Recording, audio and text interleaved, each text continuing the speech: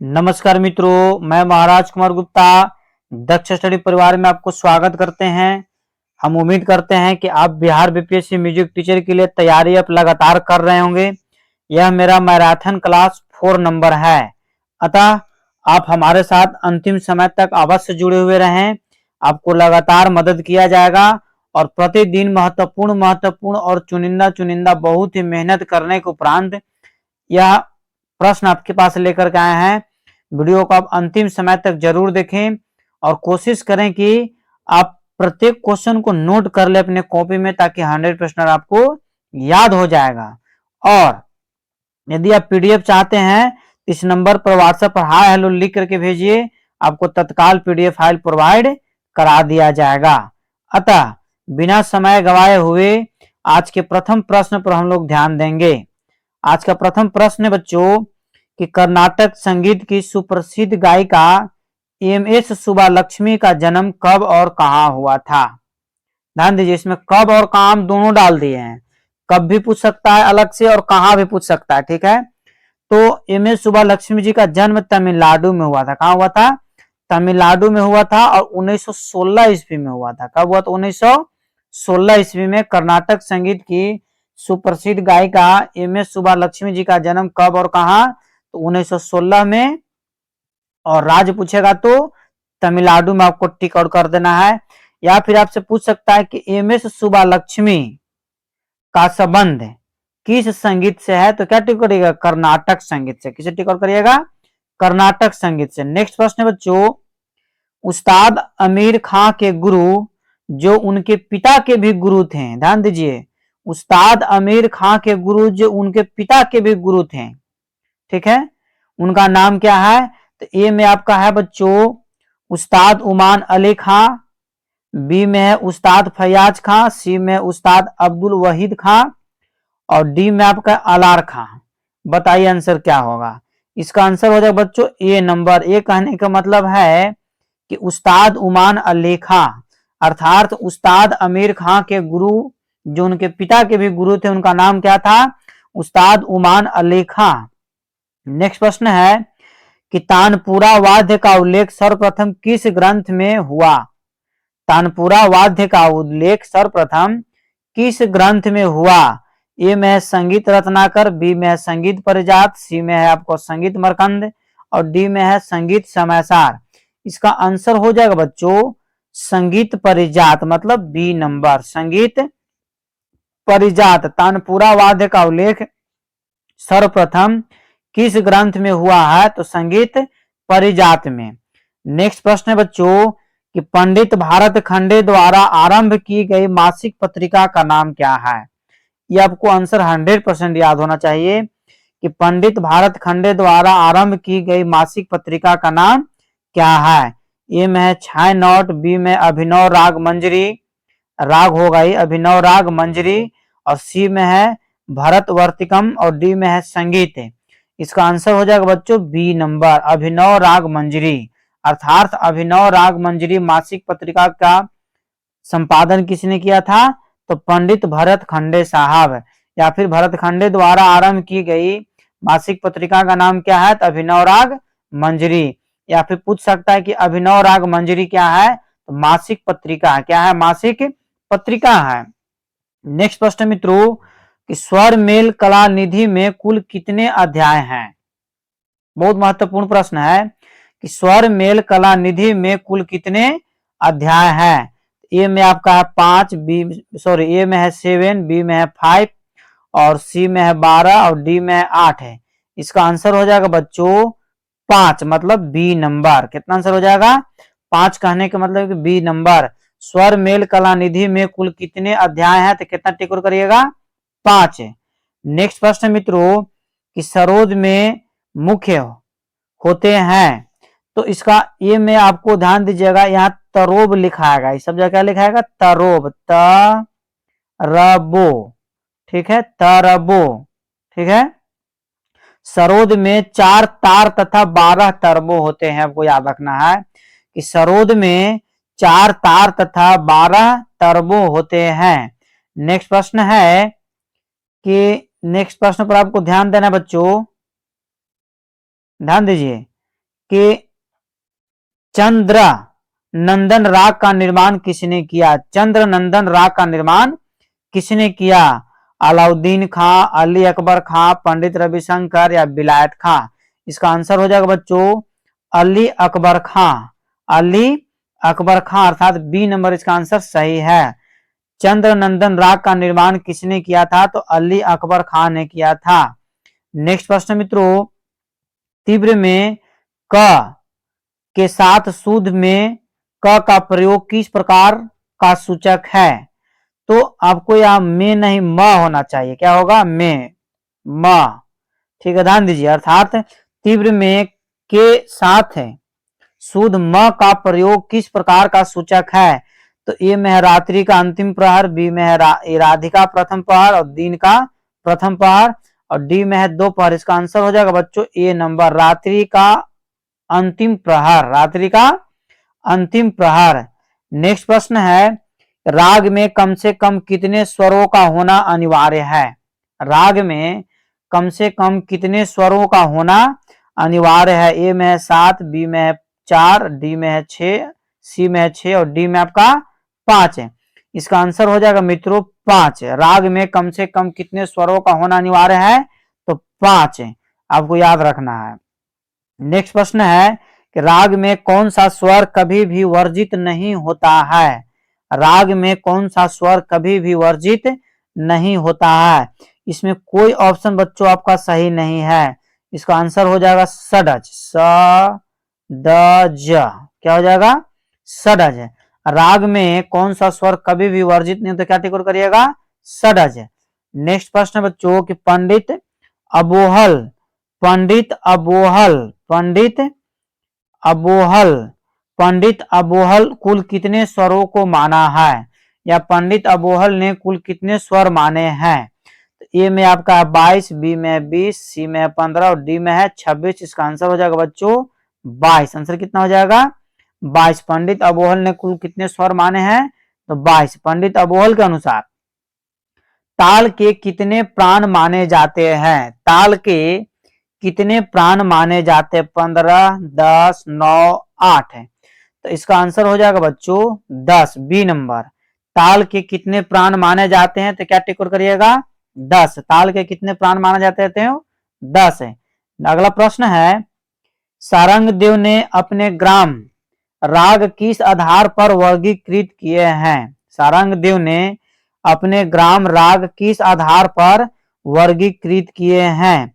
ए में ध्रुवा गति के आधार पर, बी में है लोक गीतों के आधार पर, सी में है गतियों के आधार पर और डी में है मूर्छना के आधार पर। तो इसका आंसर हो जाएगा बच्चों सी नंबर, गतियों के आधार पर। सारंगदेव ने अपने ग्राम राग किस आधार पर वर्गीकृत किया है? तो गतियों के आधार पर। नेक्स्ट प्रश्न मित्रों, ताल के 10 प्राणों का प्रयोग किस ताल पद्धति में होता है? ताल के 10 प्राणों का प्रयोग किस ताल पद्धति में होता है? भारतखंडे ताल पद्धति, पलुस्कर ताल पद्धति, रविंद्र ताल पद्धति या कर्नाटक ताल पद्धति? इसका आंसर हो जाएगा बच्चों कर्नाटक ताल पद्धति। कर्नाटक ताल पद्धति अर्थात ताल के 10 प्राणों का प्रयोग किस ताल पद्धति में होता है? तो कर्नाटक ताल पद्धति में। अगला क्वेश्चन बच्चों कि सारंगदेव ने अपने ग्राम रागों की कितनी संख्या बताई है? सारंगदेव ने अपने ग्राम रागों की कितनी संख्या बताई है? ए में है 30, बी में है 40, सी में है 32 और डी में है 41 है। इसका आंसर हो जाएगा मित्रों ए नंबर, मतलब 40 है, सॉरी 30 है। सारंगदेव ने अपने ग्राम रागों की कितनी संख्या बताई है? तो 30 है। सारंगदेव ने अपने ग्राम रागों की संख्या कितनी बताई है? तो 30 है। भारतखंडे ने उत्तरी संगीत पद्धति के 10 थाट कितने थाटों से चुनकर लिए हैं? ठीक है, तो ए में है 25, बी में है 72, सी में है 32 और डी में है आपका 10। बताइए इसका आंसर हो जाएगा आपको 32 है। 32 कहने का मतलब है कि सी नंबर। भारतखंडे ने उत्तरी संगीत पद्धति के 10 थाट कितने थाटों से चुनकर लिए हैं? तो 32 है। नेक्स्ट प्रश्न मित्रों, सारंगदेव ने अपने उपरागों एवं रागों की संख्या क्या बताई है? सारंगदेव ने अपने उपरागों एवं रागों की संख्या क्या बताई है? तो ए में आपका है 18 से 24, बी में 8 से 18, सी में 8 से 20 और डी में 8 से 19। तो इसका हो जाएगा 8 से 24। मतलब कहने का मतलब है कि ए नंबर आंसर क्या है? सही है। सारंगदेव ने अपने उपरागों एवं रागों की संख्या कितनी बताई? तो उपराग आपका 8 है और राग कितना है? 24 बताए इन्होंने। नेक्स्ट प्रश्न है कि लक्ष्य संगीत का रचना काल, अर्थात लक्ष्य संगीत का रचना कब हुआ था? लक्ष्य संगीत का रचना कब हुआ था? ए में 1901, बी में 1909, बी में 1907 और डी में 1910। तो इसका आंसर हो जाएगा बच्चों सी नंबर 1907 में। लक्ष्य संगीत का रचना काल कब हुआ था? तो 1907 में। नेक्स्ट प्रश्न मित्रों, वीणा के दंड की लंबाई होती है, वीणा के दंड की लंबाई होती है 5 फीट, 3 फीट, 2 फीट, 10 फीट है। इसका आंसर हो जाएगा बच्चों 3 फीट। कितना हो जाएगा? 3 फीट। मतलब कहने का मतलब है कि बी नंबर। क्या आंसर हो गया? B number. वीणा का जो दंड होता है उसकी लंबाई कितनी फीट होती है? 3 फीट की होती है। अगला प्रश्न है आपका कि उत्तर भारतीय वीणा पर पर्दों की संख्या कितनी होती है? एकदम लगातार आप हमारे साथ बने हुए रहिए। उत्तर भारतीय वीणा पर पर्दों की संख्या कितनी होती है? ए में है 22 से 24, बी में 24 से 36, सी में आपका है 22 से 28 और डी में आपका है 20 से 26 है। इसका आंसर हो जाएगा मित्रों ए नंबर। ये कहने का मतलब है कि 22 से 24, 22 से 24 उत्तर भारतीय वीणा पर पर्दों की संख्या कितनी होती है? तो 22 से 24 उत्तर भारतीय वीणा पर पर्दों की संख्या कितनी होती है? तो 22 से 24 है। नेक्स्ट प्रश्न है कि वीण के ब्याज को कितने भागों में बांटा जाता है? वीण, जो वीण बजाने वाला होता है, वीण के ब्याज को कितने भागों में बांटा जाता है? ए में आपका है 10, बी में है 16, सी में 18 और डी में 21 है। तो इसका आंसर हो जाएगा मित्रों 18। आंसर कितना हो जाएगा? 18। अर्थात वीण के ब्याज को कितने भागों में बांटा जाता है? तो 18 भागों में। अगला प्रश्न है कि हिंदुस्तानी स्वर सप्तक से अधिकतम कितने ठाटों की रचना हो सकती है? यहाँ ठाट लिखाएगा। कितनी ठाटों की रचना हो सकती है? तो ए में है बच्चों आपका 48, बी में है 64, सी में 80 और डी में आपका है 32 है। तो इसका आंसर हो जाएगा मित्रों 32। कितना हो जाएगा? 32 आपको याद रखना है। ठीक है। हिंदुस्तानी स्वर सप्तक से अधिकतम कितने ठाटों की रचना हो सकती है? तो 32 है। हिंदुस्तानी स्वर सप्तक से अधिकतम कितने ठाटों की रचना हो सकती है? तो 32 है। नेक्स्ट प्रश्न आपका है कि थाट राग पद्धति का आविष्कार किसने किया था? थाट राग पद्धति का आविष्कार किसने किया था? ए में आपका है पलुस्कर साहब, बी में आपका है भारत खंडे, सी में है वेंकटमुखी और डी में है भरत साहब। अब बताइए इसका आंसर क्या होगा? इसका आंसर हो जाएगा बच्चों भारत खंडे साहब, पंडित भारत खंडे। थाट राग पद्धति का आविष्कार किसने किया था? तो पंडित भारत खंडे। थाट राग पद्धति का आविष्कार किसने किया? तो पंडित भारत खंडे। थाट राग पद्धति में शुद्ध स्वर का थाट माना जाता है। थाट राग पद्धति में शुद्ध स्वर का थाट माना जाता है। ए में है बिलावल, बी में है भैरव, सी में है पूर्वी और डी में है कल्याण। इसका आंसर हो जाएगा मित्रों बिलावल, ए नंबर। थाट राग पद्धति में शुद्ध स्वर कितने हैं? कौन है? तो बिलावल है। क्या है? बिलावल। थाट राग पद्धति में शुद्ध स्वर का थाट कौन है? तो बिलावल। नेक्स्ट प्रश्न मित्रों, निम्नलिखित गायन शैलियों व उनके आविष्कारों के नाम को सुमेलित कीजिए। इसका एक और ऑप्शन यहाँ पर बगल में तैयार होता, लड़कों लोग नहीं तैयार कर पाया है, इसलिए इस क्वेश्चन को कभी और बता दिया जाएगा। जैसे कहने का मतलब कि सौरी मियाँ और अमीर खुसरो, ठीक है, और हुसैन की। अगला प्रश्न आपका है लखनऊ घराने की नृत्य शैली किस रूप में विकसित हुई है? तो तबला वादन, नटवरी नृत्य, कथा नृत्य या फिर उपयुक्त में से कोई नहीं। तो इसका आंसर हो जाएगा बच्चों बी नंबर नटवरी नृत्य। लखनऊ घराने की नृत्य शैली किस रूप में विकसित हुई है? तो नटवरी नृत्य। याद नहीं रहेगा? लखनऊ घराने की नृत्य शैली किस रूप में विकसित हुई है? तो नटवारी नृत्य। अगला प्रश्न है, कथक नृत्य के जयपुर घराने को विशेष रूप से निम्नलिखित में से किस लिए जाना जाता है? पद संचालन, नेत्र संचालन, हस्त संचालन या ग्रोवा संचालन? बताइए आंसर मित्रों क्या होगा? इसका आंसर हो जाएगा पद संचालन। क्या हो जाएगा? पद संचालन। अर्थात कथक नृत्य के जयपुर घराने को विशेष रूप से निम्नलिखित में से किस लिए जाना जाता है? तो पद संचालन के लिए जाना जाता है। किस लिए? पद संचालन के लिए। 8/3 ताल में 8/3 कहने का मतलब है कि 8/3।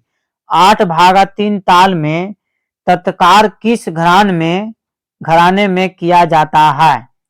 8/3 ताल में तत्कार किस घराने में किया जाता है? ए में आपका लखनऊ, बी में है बनारस, सी में है जयपुर, डी में इनमें से कोई नहीं। तो 29 का बच्चों हो जाएगा ए नंबर। ए कहने का मतलब है आपका लखनऊ घराना। 8/3 ताल में तत्कार किस घराने में किया जाता है? तो लखनऊ घराने में। अगला प्रश्न है कि विद्या मार्तंड की उपाधि से किस संगीतज्ञ को सम्मानित किया गया है? आचार्य बृहस्पति को, पंडित रामकृष्ण बझे को, पंडित भारत खंडे साहब को या पंडित विष्णु दिगंबर साहब को? बताइए आंसर क्या हो? इसका आंसर हो जाएगा बच्चों ए नंबर, आचार्य बृहस्पति साहब को। इनका पूरा नाम है आचार्य बृहस्पति देव। विद्या मार्तंड की उपाधि से किस संगीतज्ञ को सम्मानित किया गया है? तो आचार्य बृहस्पति देव को। ब्रज वल्लरी विलास पुस्तक के रचयिता कौन है? ये आपको याद होना चाहिए। ब्रज वल्लरी पुस्तक के रचयिता कौन है? आचार्य बृहस्पति, पंडित भारत खंडे, एम एस सुब्बालक्ष्मी या फिर पंडित ओमकार नाथ ठाकुर? बताइए आंसर क्या होगा? इसका आंसर हो जाएगा मित्रों आचार्य बृहस्पति। आचार्य बृहस्पति अर्थात ब्रज वल्लरी विलास पुस्तक के रचयिता कौन है? आचार्य बृहस्पति। नेक्स्ट प्रश्न मित्रों, किस तबला वादक ने 5.25 मागे की एक नवीन ताल की रचना की? ए में है उस्ताद लतीफ अहमद खां, बी में है उस्ताद जाकिर हुसैन, सी में है उस्ताद अल्लाह रखा खां और डी में है बिरजू महाराज? बताइए इसका आंसर हो जाएगा बच्चों उस्ताद लतीफ अहमद खां। ए नंबर, उस्ताद लतीफ अहमद खां मतलब ए नंबर इसका आंसर क्या है? सही है। किस तबला वादक ने 5.25 मागे की एक नवीन ताल की रचना की है? तो उस्ताद लतीफ अहमद खां। नेक्स्ट प्रश्न मित्रों, उस ग्रंथ का नाम बताओ जो अब तक प्रकाशित है। ए में है आपका आनंद संजीवनी, बी में है मनोलास, सी में आपका श्री मल जय संजीवनी और डी में आपका संगीत परिजात है। इसका आंसर हो जाएगा बच्चों आनंद संजीवनी। ए नंबर, उस ग्रंथ का नाम बताएं जो अब तक प्रकाशित है? तो आनंद संजीवनी। नेक्स्ट प्रश्न मित्रों, सरोद किस वाद्य का अपभ्रंश माना जाता है? सरोद किस वाद्य का अपभ्रंश माना जाता है? तो ये में आपका हो जाएगा बच्चों शारदी बीना। ये क्या लिखाएगा? शारदी बीना। हम लिख दे रहे हैं शारदी बीना। शारदी बीना। बी में है सरस्वती छीना बीना और सी में आपका है बारबरिक बीना और डी में इसी फालतू ऑप्शन दिला गया है।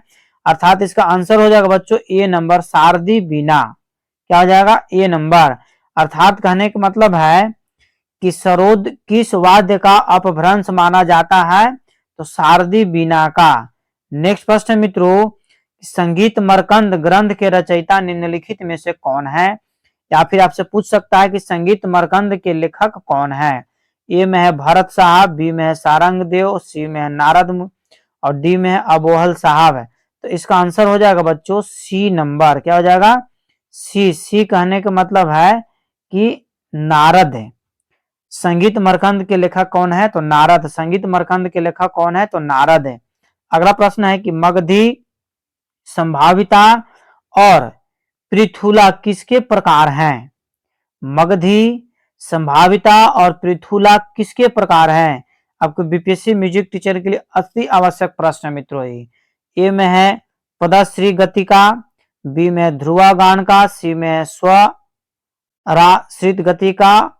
इसका आंसर हो जाएगा मित्रों ए नंबर। ए कहने का मतलब है आपका कि पदाश्री गतिका। ठीक है। नेक्स्ट प्रश्न आपका है कि ध्रुपद गायन शैली के आविष्कार का नाम बताएं। अर्थात ध्रुपद गायन शैली का आविष्कार किसने किया था। ए में है मानसी तोमर, बी में है मियां शौरी, सी में आपका चांद खां और डी में है गुलाम रसूल। इस क्वेश्चन पर अलग अलग विद्वानों का अलग अलग मंतव्य रहा है, तो यहाँ पर आपको हम आंसर बता रहे हैं कि सी सही है, चांद खां। क्या है? चांद खां। इसको रिसर्च करने के बाद रिजल्ट आया कि ध्रुपद गायन शैली के आविष्कार का नाम बताएं। इसका आंसर हो जाएगा आविष्कारक कौन है? चांद खां। अगला प्रश्न है कि सूल ताल का प्रयोग प्रायः किस गायन शैली के लिए होता है। तो ए में है पद ख्याल, बी में है ख्याल, सी में है ठुमरी और डी में है सातरा। तो इसका आंसर हो जाएगा मित्रों आपको ख्याल के लिए। किसके लिए? ख्याल के लिए। फिर से ध्यान दीजिएगा, सूल ताल का प्रयोग प्रायः किस गायन शैली के लिए प्रयुक्त होता है। तो इसका आंसर हो जाएगा मित्रों ख्याल के लिए। किसके लिए? ख्याल के लिए। अब आपको ध्यान देना है कि यदि आप बीपीएससी म्यूजिक टीचर के लिए तैयारी कर रहे हैं तो मेरे पास बहुत सारे ऐसे ऐसे पीडीएफ अवेलेबल हैं जो इस नंबर पर आपको व्हाट्सएप पर लिखिए, आपको तत्काल प्रोवाइड करा दिया जाएगा। और आप जैसे लगातार ऐसे ऐसे मैराथन क्लास हम लगातार पार्ट 1, पार्ट 2, पार्ट 3 डालते रहेंगे। जैसे पार्ट 4 अभी चल रहा है। आप वीडियो को अंतिम समय तक जरूर देखते रहें और जब हम प्रीमियम टाइम लगाते हैं उस समय आप कमेंट बॉक्स में आंसर जरूर दें ताकि आपको 100% याद हो जाएगा। ठीक है बच्चों, तब तक के लिए स्वस्थ रहिए, मस्त रहिए। एक बार प्रेम से बोलिए भारत माता की जय, भारत माता की जय।